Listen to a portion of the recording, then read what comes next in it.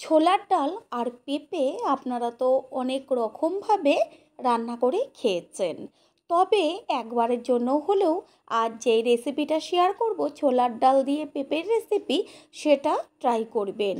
Guarantee দিয়ে বলতে পারি খেতে কিন্তু লাগবে অসাধারণ। ভাত, রুটি, লুচি, পরোটা সমস্ত কিছুর সাথে একদম জমে যাবে। নমস্কার বন্ধুরা, শ্বশুর বৌমা রান্নাঘর অ্যান্ড ব্লগ চ্যানেলে সকলকে স্বাগত। তাহলে রেসিপিটি কি করে তৈরি করব সেটাই দেখে নেওয়া যাক। প্রথমে এইখানে আমি একটা লম্বা ধরনের পেঁপে নিয়েছি। পেঁপে কিন্তু দুই রকমের হয়, একটা লম্বা আর একটা গোল। গোলগুলোর থেকে লম্বাগুলো কিন্তু বেশি টেস্টি হয়। এখানে নিয়েছি ছোলার ডাল, আর ছোলার ডালগুলোকে 5 থেকে 6 বার ভালো করে জল পাল্টে পাল্টে ধুয়ে নেব। আর ডালের পরিমাণ কম বেশি হলে কোনো সমস্যা নেই, বরং বেশি হলেই কিন্তু বেশি টেস্ট হবে। ডালগুলোকে ভালো করে জল দিয়ে ধুয়ে নিয়ে তারপরে ফিরে আসছি। এইখানে ডালগুলো 5 থেকে 6 বার ভালো করে জল পাল্টে পাল্টে ধুয়ে নিয়েছি। জলটা কিন্তু সম্পূর্ণ পরিষ্কার হয়ে গেছে, দেখা যাচ্ছে।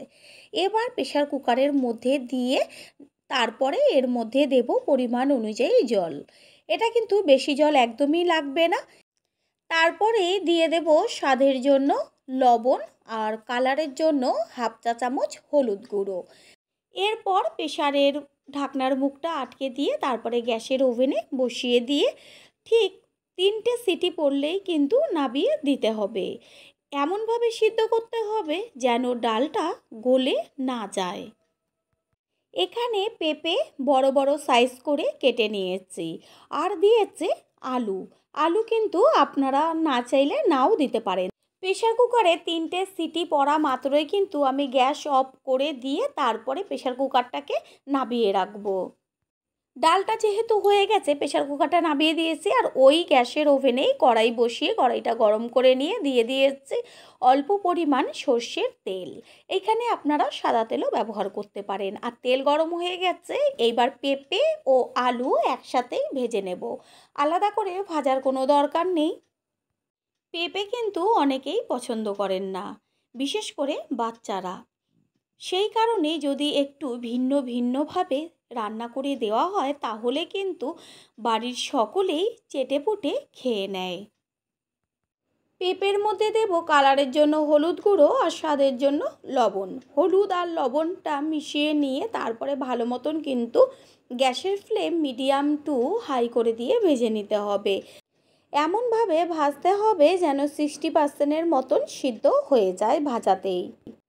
আলু আর পেঁপে ভাজা হতে থাক, অন্যদিকে দেখে নিই ডালটা কতটা সিদ্ধ হয়েছে। প্রেসার কুকারের ঢাকনাটা খুলে নিয়ে তারপরে খুন্তির সাহায্যে ডালটাকে তুলে হাত দিয়ে একটু চেক করে নেব ডালটা সিদ্ধ হলো কিনা। দেখাই কিন্তু যাচ্ছে যে ডালগুলো কিন্তু সম্পূর্ণ গোটা গোটা রয়েছে। ঠিক এরকমভাবেই কিন্তু সিদ্ধটা করতে হবে। একটা ডাল নিয়ে আঙুল দিয়ে চিপে দেখিয়ে দিলাম ডাল কিন্তু সম্পূর্ণ সিদ্ধ হয়ে গেছে, কিন্তু গোটা রয়েছে। পেঁপে আর আলু খুব সুন্দর করে ভেজে নিয়েছি, আর আলু আর পেঁপে কিন্তু 60% মতন সিদ্ধ হয়েছে। এবার এগুলোকে কড়াই থেকে তুলে নেব। ওই কড়াইতেই দিয়ে দেব সর্ষের তেল, আর তেলটাও ভালো করে গরম করে নিয়ে তারপরে এর মধ্যে ফোড়ন দেব 2টো শুকনো লঙ্কা, আর লঙ্কাটা একটু হালকা ভাজা হলে এর মধ্যে দেব গোটা গরম মশলা। এই পর্যায়ে গ্যাসের ফ্লেম একদম লোতে থাকবে, আর ছোটো চামচের 1 চা চামচ সাদা জিরে, একটা তেজপাতা টুকরো করে নিয়ে তারপরে গ্যাসের ফ্লেম লোতে রেখে ফোড়নটাকে খুব সুন্দর করে ভেজে নিতে হবে। আর যখন ফোড়নের থেকে সুন্দর একটা গন্ধ বেরোবে তখন এর মধ্যে দিয়ে দেব ছোটো চামচের 1 চা চামচ হিং ফোড়ন। যেহেতু নিরামিষ সেই কারণে এই হিং আর গোটা গরম মশলা দিলে এত টেস্টি হয় রেসিপিটা। আর দেব কালারের জন্য ছোটো চামচের 1 চা চামচ চিনি। এবার হিং আর চিনিটা তেলের মধ্যে ভালো করে মিশিয়ে নেব। তারপরে এর মধ্যে দিয়ে দেব আদার পেস্ট। এইখানে আমি ছোটো চামচ যেহেতু সেই কারণে 3 চা চামচ আদার পেস্ট ব্যবহার করেছি। খুন্তির সাহায্যে তেলের সাথে আদার পেস্টটা ভালো করে মিশিয়ে নিতে হবে, আর হালকা করে ভাজতে হবে। খেয়াল রাখতে হবে যেন আদার পেস্টটা পুড়ে না যায়। আদার পেস্ট হালকা করে ভেজে নেওয়া কিন্তু হয়ে গেছে, আর সুন্দর একটা সমস্ত কিছুর একটা গন্ধ বেরোচ্ছে। আর এর মধ্যে এরপরে দেব কুচিয়ে নেওয়া টমেটো আর ঝালের জন্য চেরা কাঁচা লঙ্কা।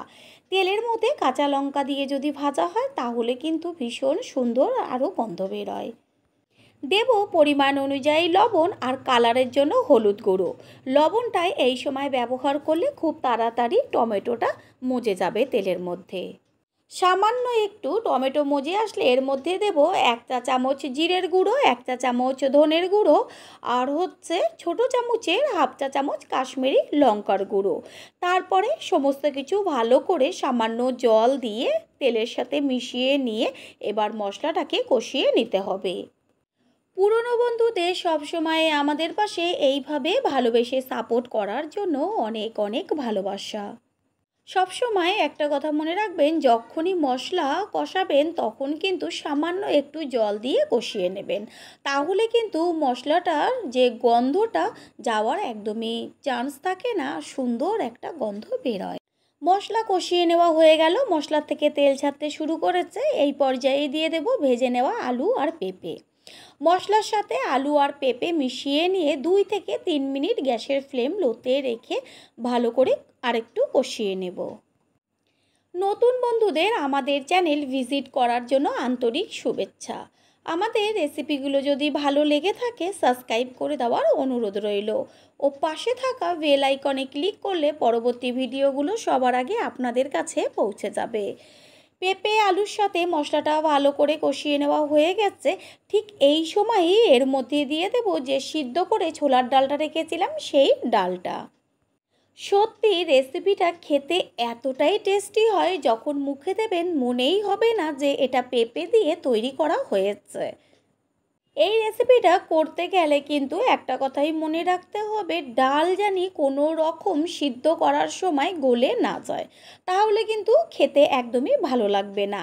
ডালটা মিশিয়ে নিয়ে তারপরে একটু ফুটে আসলে সামান্য একটু উষ্ণ গরম জল দিয়ে ভালো করে ফুটিয়ে নিতে হবে।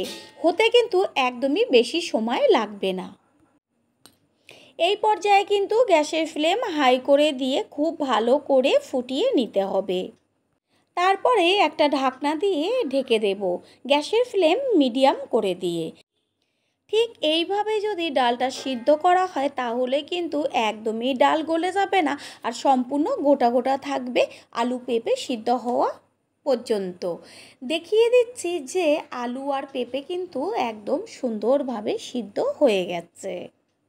এই সময়ই এর মধ্যে ব্যবহার করব 1 চা চামচ গরম মশলার গুঁড়ো। গরম মশলার গুঁড়োটা দেওয়ার সাথে সাথে কিন্তু গ্যাসটা অফ করে দেব। ঠিক এতটুকু ঝোল থাকা অবস্থাতেই কিন্তু গ্যাস অফ করতে হবে। সবশেষে দিয়ে দেব 1 চা চামচ গাওয়া ঘি, আর ওপরে ছড়িয়ে টেস্টটা আর একটু বাড়াবার জন্য কুচিয়ে নেওয়া ধনেপাতা আর ঘি দেওয়াতে ওইদিকে হিং, গোটা গরম মশলা সমস্ত কিছু সংমিশ্রণে রেসিপিটা যে এতটাই টেস্টি হয়, গন্ধ কিন্তু চারদিকে মমা করবে। ঢাকনা দিয়ে একটু ঢেকে রাখবো। কিছুক্ষণ বাদে ফিরে এসে একটু ঠান্ডা হলে কড়াইয়ের ঢাকনাটা সরিয়ে দিয়ে সম্পূর্ণ লুকটা দেখিয়ে দিচ্ছি যে কত সুন্দর হয়েছে। এবার একটা পাত্রে সার্ভ করে দেব। তৈরি হয়ে গেল সম্পূর্ণ নিরামিষ ছোলার ডাল দিয়ে পেঁপের রেসিপি। আশা করি রেসিপিটি ভালো লাগলো, আর যদি ভালো লেগে থাকে একটা লাইক, কমেন্ট, পারলে একটা শেয়ার করে অবশ্যই জানাবেন। আপনাদের দেওয়া একটা লাইক ও একটা শেয়ার কিন্তু আমাদের কাছে অনেক অনেক গুরুত্বপূর্ণ, তাই প্লিজ কেউ একটা লাইক ও একটা শেয়ার করতে একদমই ভুলবেন না। রেসিপিটি যদি কেউ ফেসবুক থেকে দেখে থাকেন ফলো করে পাশে থাকার অনুরোধ রইল। All friend, thanks for watching my video. আপনারা সকলে ভালো থাকবেন, সুস্থ থাকবেন। আবারও দেখা হবে অন্য কোনো রেসিপির এপিসোডে।